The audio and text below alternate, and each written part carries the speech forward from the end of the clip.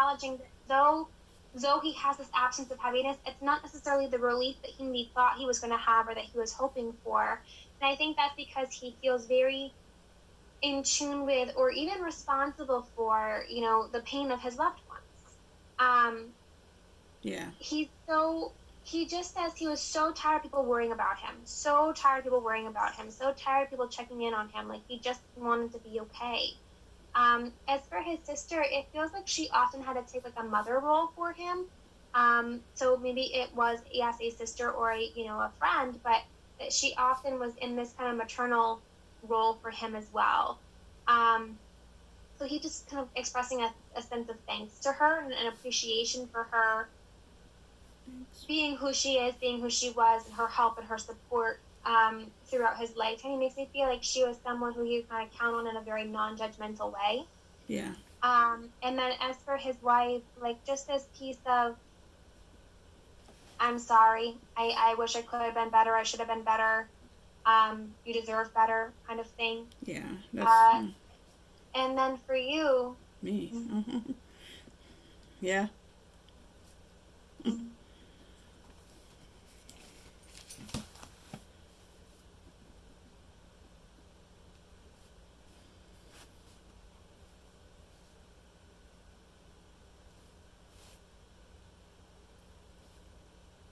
he's thanking you. He thanks me. Well, that's Yeah, nice. he's saying that you are someone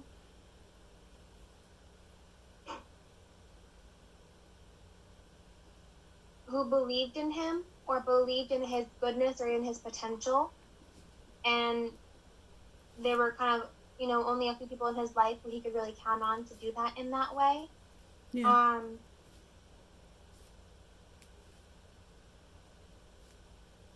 he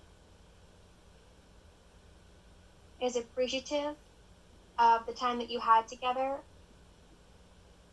and he says that he's sorry for any hurt he might have caused. He makes me feel like he was still very emotionally young then, or kind of Yeah. immature, still growing, still Well, he figuring things out. right. I mean, we were both young, but he still then. I mean, had issues with alcohol, and Yeah. then when I met him, he was sober. Well, thought he was for like 2 years, three. So that's where I think he meant I believed in his, because I knew him before that when he was drinking a lot, and Mm-hmm. then he went through friends, and then I remember when he went or he was sober. So like a year or two later, we started talking, and I was so proud of that. But then Yeah. things kind of But I think that goes back to the depression, the anxiety, the up and the down. When he was good, he was great, and when he was bad, it was bad. So I mean, we were only 25 or 27, and we were engaged, but it didn't pan out. Like it was just finally, he wasn't just his fault, but there was a lot of chemical imbalances. Like he'd take off and he'd be like, I'm out, and then it just got so many times that I just couldn't. All right, you're going. He'd always come back, but then it was just weird. It was a hard thing, but he'd had, I think, since he was a young boy. He's started drinking, I guess, when he was 13 or 14. His parents got divorced, and then there was a stepfather that wasn't very nice involved, and I think it just went. But he met his after we split up and we moved on. His wife now, Heather, he was married to for 11 years. So if you know, they were I think together a couple of years. So things had been stable that way. But I just think, like you said, it was a constant, you know, up and down. So Mm-hmm. yeah, I'm sure Heather is still in shock about, like, did this really happen? He, Absolutely. yeah. So As much, you never expect this from someone.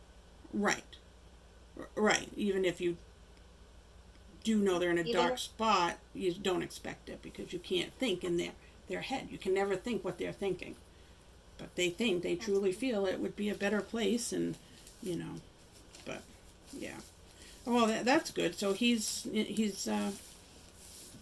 on the other side. Just he's probably got a lot of work to do over there too. Probably. you're right. So he's okay and he made it. And now is the time for healing.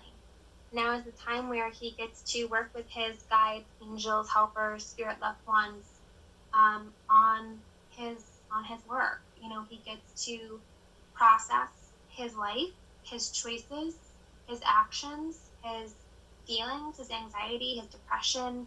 So they still have those feelings over there, or do they? They can still feel them, but they're being processed. So it's like Okay. life review. So he's going through his life review and getting the opportunity to deal with the emotions in a different way. And it doesn't mean it's not all necessarily rainbow and sunshine to make it to the other side. Sometimes we have that work to do, and sometimes that work is not always comfortable.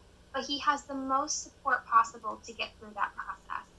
Okay. And so part of that is that he's going to be very in tune with and in sync with the pain that he has caused his loved ones, both through his choices as well as before that. Like you said, when he was in and out and, you know, not sticking around and drinking and kind of going on with benders, you know, and like he said to you, I'm sorry, you know, I'm sorry for the hurt that I caused. Right. He wants to be clear that, again, he was very emotionally young and immature. He had, I know.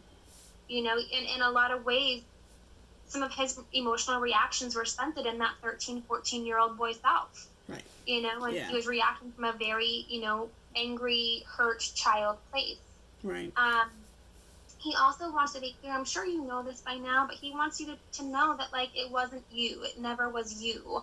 But he appreciated the way that you tried to stand by him, tried to support him, tried to help him, tried to listen to him, tried to believe in him. Oh yeah. And it wasn't you, and it wasn't. And he's take what resonates and leave what doesn't. It wasn't like a you versus Heather thing. I hear that it kind of just didn't turn out for the two of you. He had to really go into that other relationship being very aware of the ways he had hurt you. Oh yeah, no, I never. I think there was one in between. He had dated somebody else in between. It was a few years. No, I never would think. You know that. You know, no, they were made a great couple. I think he knew her from high school. I want to say something to that effect. Can you ask him something? I don't know if you can. Yes. Before that, go. He showed people a rainbow. So rainbow is one of the ways they'll come to his family. And he also showed me turtles. I'm not sure why, but turtles. But maybe because turtles are, he says turtles have a shell, and he always carried a shell. Turtles have a shell. Well, they do. Like he kind of always had his wall up or his guard up. Yeah, he did, yeah. What is your question? Well, it's a dumb question, but I was just curious. Did he really?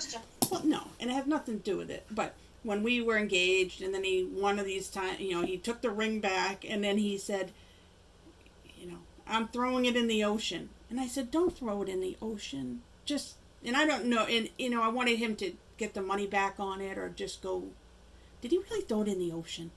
I was wondering that. I could have asked him too last time, like when we talked over the couple years here or there. But it's a, you know, he said he threw it in the ocean.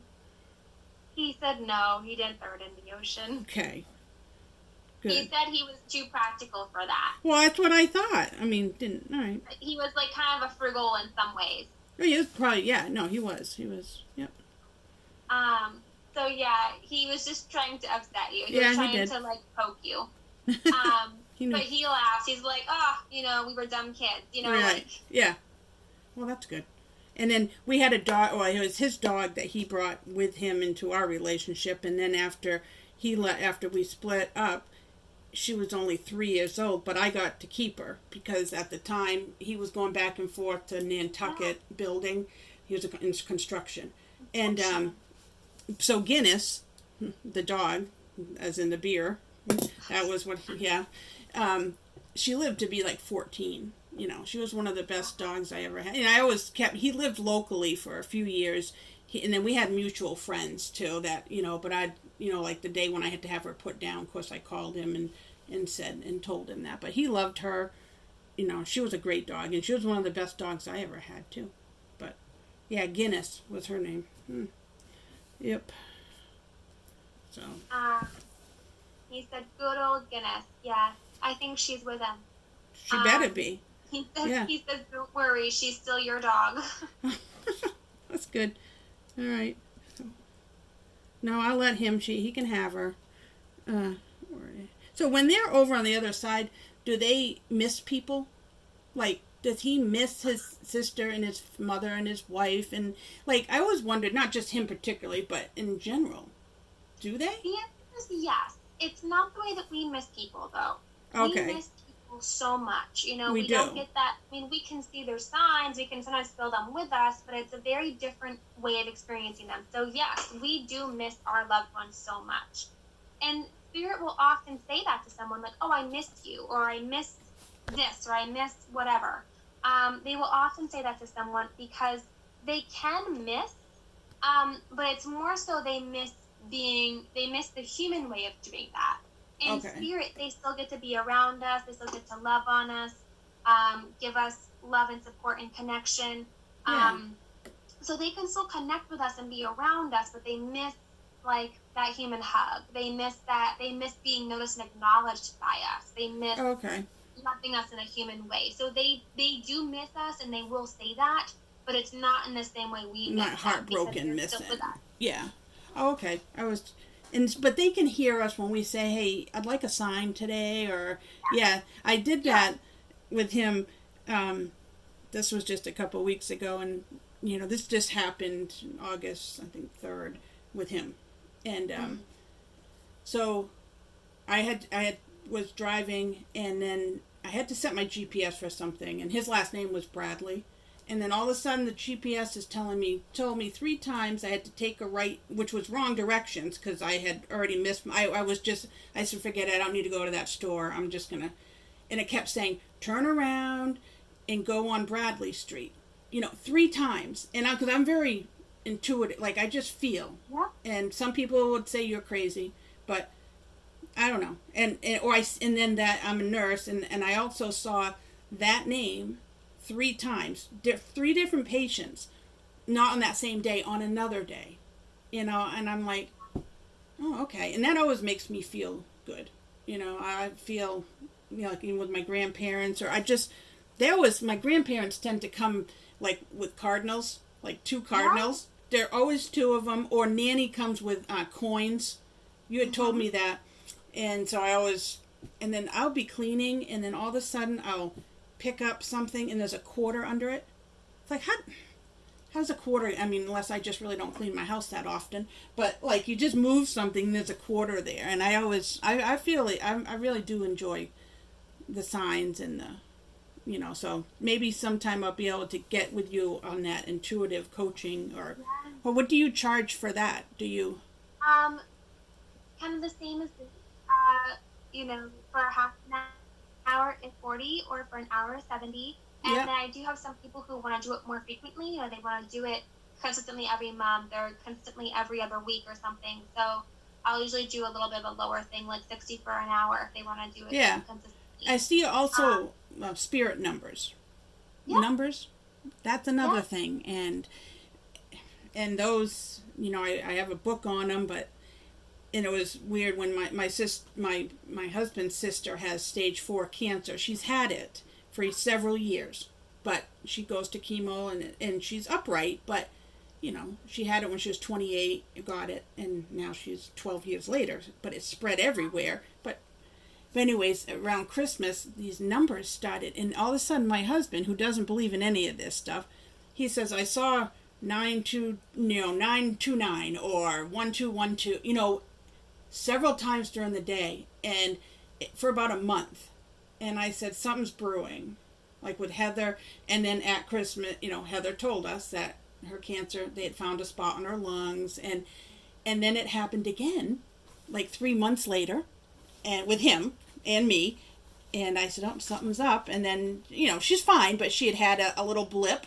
They were changing her chemo because it wasn't helping her brain tumors anymore, so they had to switch it. But anyway, so I really feel those numbers mean something. So I don't know. Maybe I don't want to put you out of business, though. I don't want to be the newest and latest and greatest. That'd be my problem. I'd be afraid. I don't know how to. There's more than enough to go around. There's more than enough to go around. I know. Yes, I love teaching people about using their intuition and Good. learning about those signs and those numbers and tapping into what does this mean to me and what what information do I need from this? What is Right. this message? I think that's a really important thing. We're all born intuitive. It would Yeah. be like someone, us all kind of having a left arm tied behind our back that we could use, but someone kind of coming and saying like, no, hey, you have two arms, use them. Right. This isn't, we have the option to use, we just have to practice a little bit. So you're very intuitive, and I would love to see you kind of using that for your own best and highest good. So with Joe, I had a dream of him, and I haven't dreamt of him. I can't even remember if I even had a dream of him, since we've been, this has been 15 years, right? But in June, I don't know if I have it in my other book, I had 3 dreams of him, and it was in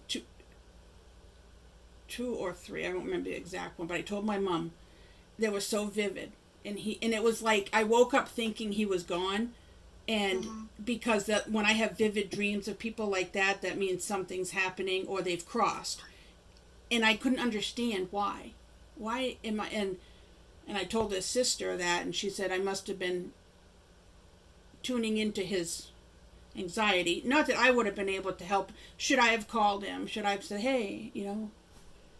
I don't know. It wouldn't have helped, probably. But he would have known I was, it's just weird that I had those dreams in June. Yeah. And then here we are. So I had a little, again, I wouldn't have stopped him, but damn, why didn't that will never happen to me again. I tell you right now, if I have a dream of you, I'm calling you. Checking in just to make sure. And I think you're right that there really wasn't a lot that you could have done. Even if you had called, or if you do call, he clearly wasn't being open with even the closest people. And it's not unusual to get those sudden insights from people, or to get those sudden dreams, even if you're out of contact. Right. Well, that's what threw me off. Talk to often, and suddenly I have a dream, and I can kind of send love, or say, send a hello, send a Facebook message, or I can kind of ask the universe, like, hey, if something's going on with this person, please watch over them. Well, I didn't do please that. help them. Clearly, they're kind of sending out some psychic SOS signals. Please help them if they need help. Right. Yeah. So you can always send it up higher to spirit too. Right. I think, and his sister obviously feels heartbroken, and like here she is with him that day. His wife wasn't there that day, I believe. They had a camp. They used to go camping, and she had gone because he didn't want to go that week. And this is what his good friend Joey told me. So when she couldn't get a hold of him, she went home and found things, but he was still very cautious when he did what he did. He was still worried about that they were safe. He put a sign saying, do not enter, or, so he had it very planned out. And that's why his sister, I feel, here you are with him hours before. He knows what he's going to do. Yeah. I feel he knew what he was going to do, but I asked his sister, did he ask you to go see your dad's grave? And she said, yeah. They didn't go too often, but yeah, he had asked her, and they had a good visit, and that was that. But we'll never understand it because we're not in that spot. Right. We're not. So, but what time is it? We're at our deadline. So I always enjoy my visits with you. I am too, and I really want to validate that Joe is okay, that he made it, and that he's going to get the help that he needs. Yeah. And Sheena is watching over you guys and with you, and she's going to watch over her children. She's got 3. Yeah, they're like 11, 11, 8, and 6. Yeah. Her mother will take care of them. Yeah. Yep. Oh. So let's pull cards from them. Oh, yeah, that's right. Yep. Sheena. No, Joe wants to go first. Of course, Joe, you go first. What's Joe got? I was met by so many loving people. So that was his dad. He was Oh. met by his dad. I was met. I like to By write. so many loving people. And also from Joe, believe in yourself, you can do it. So he's cheering on his friends and his family, his sister, his wife, you. Believe in yourselves. You know, he's going to be helping you all from the other side. Well, that's good. And then from Sheena,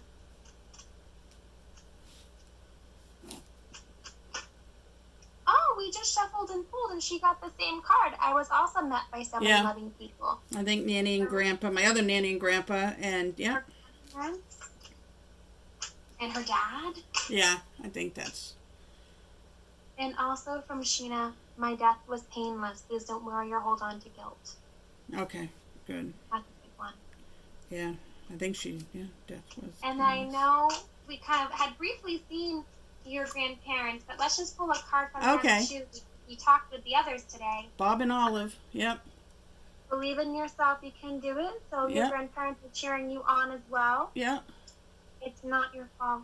You couldn't have done anything to help Joe. It's Uh-huh. not your fault. Your grandparents want you to know Oh. that. Yeah. But as always, they're standing right next to you. Yes. Oh, I'm standing right next to you. I'm standing. Yeah. And they had to leave that way. That was part of their path and their journey. Right. We're gonna have a yard sale Saturday. Well, I'm not, because I can't partake because of my physical situation. But at their house, you know, on 140 there. Not their house. It's just our stuff. But yeah, we always love having that once a year because people enjoy stopping by and just talking about Bob and Olive, And and it's just. a great location. Oh yeah, yeah. It is. It is a great location, and. Well, I would love to stop by. Saturday I'll be at a wedding over in Swansea, but I'll be sending my love. Yes. Well, come back. Well, no, wedding's all day thing probably. Oh, it's gonna. Yeah, I gotta go help her get ready and Oh. do the whole wedding and the reception, and it's just a very small affair. It's Yeah, I was only gonna say, under how you- 20 people. Oh, that's good. That's safe. Yes, You know. she's made sure it's very, very safe. Basically, it's just the bride and the groom, and then they have, you know, a couple friends who are going to be their bridesmaids, groomsmen, and basically their children. So Oh. it's like 20 people total, counting the officiant, Yeah. counting the photographer, you know, all Right. that stuff. Wow. Well, that's good. That's a long trip, but you know, it is a long trip. Is this one of your good friends, or? Yes,